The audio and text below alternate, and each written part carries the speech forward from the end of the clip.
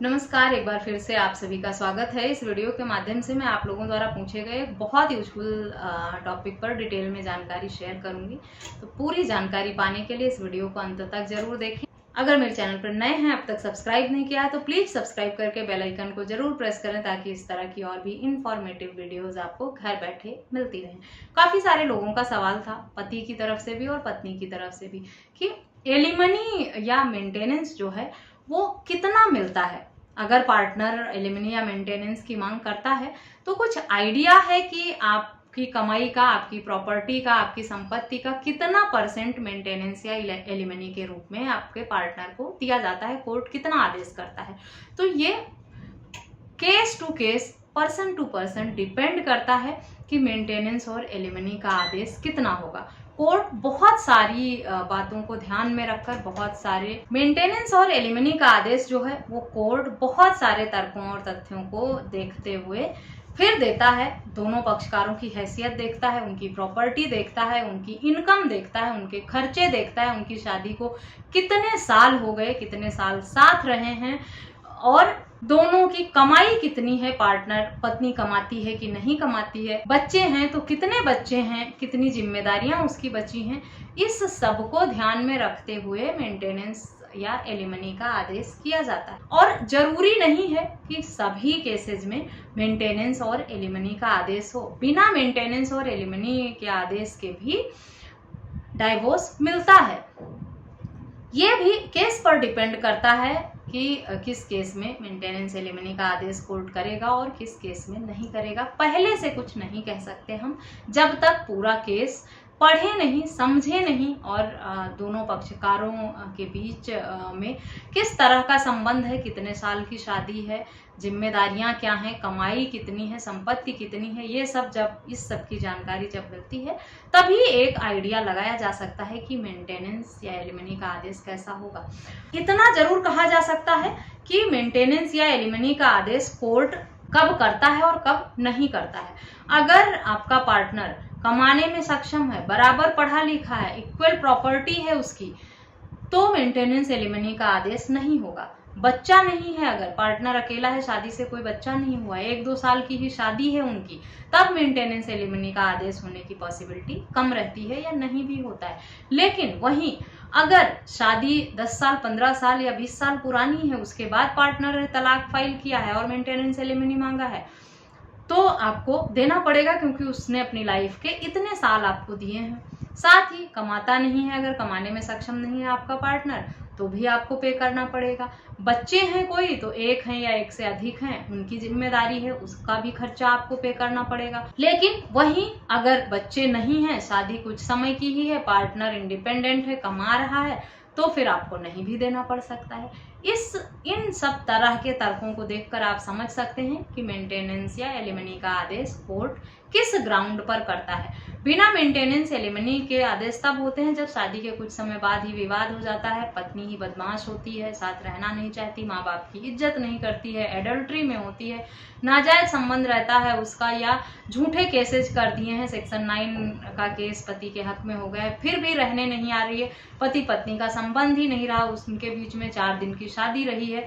इस सब तरह का मैटर अगर होता है, काफी हद तक 99% तक ऐसे मामलों में मेंटेनेंस एलिमनी देने से पति लोग बच जाते हैं। 1% पॉसिबिलिटी तब भी रहती है। लेकिन वहीं सालों पुरानी शादी है, पत्नी ने बहुत समय दिया है, उसके बाद पति ही सही नहीं है, वही प्रताड़ित परेशान कर रहा है, पत्नी अलग रहना चाहती है, बच्चे हैं, उनकी जिम्मेदारियां उठाना चाहती है, लेकिन ससुराल में सही माहौल नहीं है, लोग उसे परेशान करते हैं, जिससे परेशान होकर वो अलग रहने का फैसला उसने लिया है अपने बच्चों को पढ़ा लिखा कर एक अच्छा जीवन जीने के लिए। और पत्नी ये सब साबित कर ले जाती है कि ये लोग प्रताड़ित परेशान करते हैं, बच्चों को सही माहौल नहीं मिल रहा, मेरा जीना दुश्वार कर दिया इन लोगों ने, और मैं बिल्कुल कमाने में सक्षम नहीं हूँ, मैंने अपने जीवन के इतने साल घर परिवार और बच्चे पालने में लगा दिया, अभी सेज में आकर मैं नौकरी ढूंढूं, कहाँ जाऊं, क्या करूं, इससे पहले कभी मैंने जॉब नहीं किया, इतने साल बीत गए, आधा जीवन मेरा बीत गया और अब मैं जाके इधर उधर भटकूंगी, क्या करूंगी। और वैसे में पति की इनकम हैसियत को देखते हुए कोर्ट मेंटेनेंस या एलिमनी का आदेश कर देता है। या फिर पति अगर खुद मेंटेनेंस एलिमनी देना चाहे अपनी सहमति से, या पत्नी मांगे और दोनों पक्षकार खुद ही डिसाइड कर लें इन बातों को कि क्या लेन देन है, तो उस हिसाब से मेंटेनेंस एलिमनी तय हो जाती है, नहीं तो फिर कोर्ट डिसाइड करता है, जैसा कोर्ट को उचित लगता है वो फैसला देता है। जरूरी नहीं है कि मेंटेनेंस का आदेश या जरूरी नहीं है एलिमनी का हो या दोनों का आदेश हो।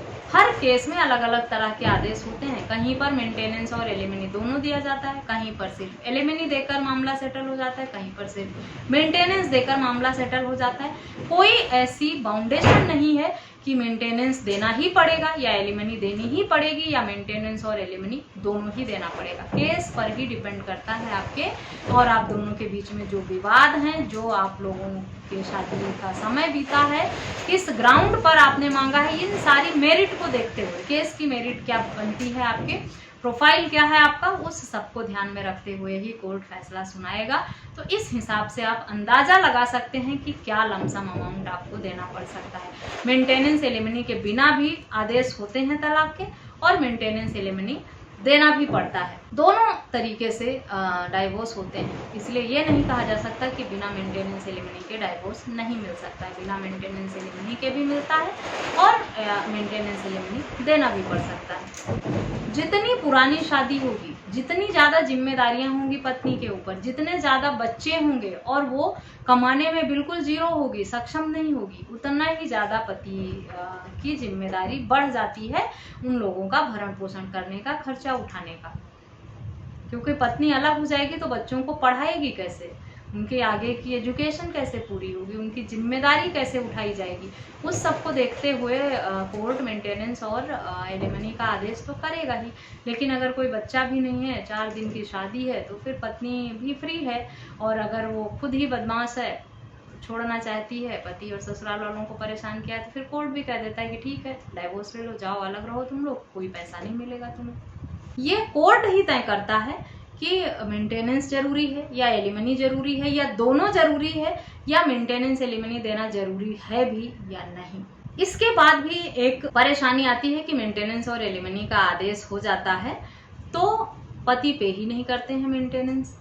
फिर ऐसे केसेस में क्या होगा, अगर पति मेंटेनेंस या एलिमनी पे नहीं करता है तो पत्नी द्वारा रिकवरी पिटीशन लगाया जाता है या फिर कंटेम्प्ट ऑफ कोर्ट का मामला दर्ज कराया जाता है पति के खिलाफ, क्योंकि उसने कोर्ट के आदेश की अवहेलना की। और कंटेम्प्ट ऑफ कोर्ट में भी पति को जुर्माने से दंडित किया जाता है और रिकवरी जो पिटीशन जो लगता है उसमें पति को जो है पेनल्टी भी लगती है, उसे सजा भी हो सकती है या उसकी जो संपत्ति है चल उसको बेचकर जो एरियर अमाउंट है उसकी रिकवरी का आदेश भी कोर्ट कर देता है। इसीलिए मेंटेनेंस एलिमनी के मामलों में पति को अपना पक्ष कोर्ट में रखकर साबित करके अपने हक में फैसला लेने का प्रयास करना चाहिए। कोर्ट के जो फैसले हो जाएं उन्हें इग्नोर करने की गलती बिल्कुल भी नहीं करनी चाहिए। अपना बचाव करना चाहिए, अपने डिफेंस में जो आपके पास सबूत हैं उन्हें कोर्ट के समक्ष रखना चाहिए कि आपकी पत्नी का, आपके पार्टनर का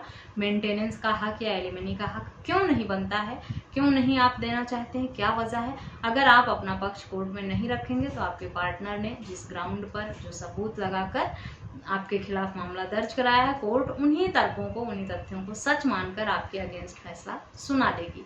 इसीलिए अगर आप एलिमनी मेंटेनेंस से बचना चाहते हैं तो केस की प्रोसीडिंग का हिस्सा बने, जो नोटिस आए, जो तारीख हो उस पर जाएं और अपनी पत्नी के खिलाफ जो आपके पास सबूत हों उनको गलत साबित करने के लिए, मेंटेनेंस ना देने के लिए आपके बचाव में जो भी सबूत हैं उन्हें कोर्ट के समक्ष रखें और अपने हक में फैसला लेने का प्रयास करें, क्योंकि आदेश होने के बाद आप बच नहीं पाएंगे, आपको जेल भी जाना पड़ सकता है। आप की प्रॉपर्टी को बेचकर भी पैसा रिकवर करने का आदेश कोर्ट दे सकता है, आप पर हैवी जुर्माना भी लगा सकता है और आपको जेल भी जाना पड़ सकता है, दोनों हो सकता है। इन सब तरह की परेशानियों से बचने के लिए आपको कोर्ट के आदेश को अवॉइड नहीं करना चाहिए। अगर आप सहमत नहीं है कोर्ट के आदेश से तो अपर न्यायालय में आपको अपील में जाना चाहिए और उस केस को चैलेंज और उस आदेश को चैलेंज करना चाहिए, पुनर्विचार करने की मांग करनी चाहिए कि मैंने ये सबूत दिए उसके बाद भी सुनवाई नहीं हुई और इस तरह से फैसला हो गया, मैं इस फैसले से सहमत नहीं हूँ। कोर्ट फिर से पुनर्विचार करेगा आपकी याचिका पे और उसे जो उचित लगेगा वो फैसला देगा।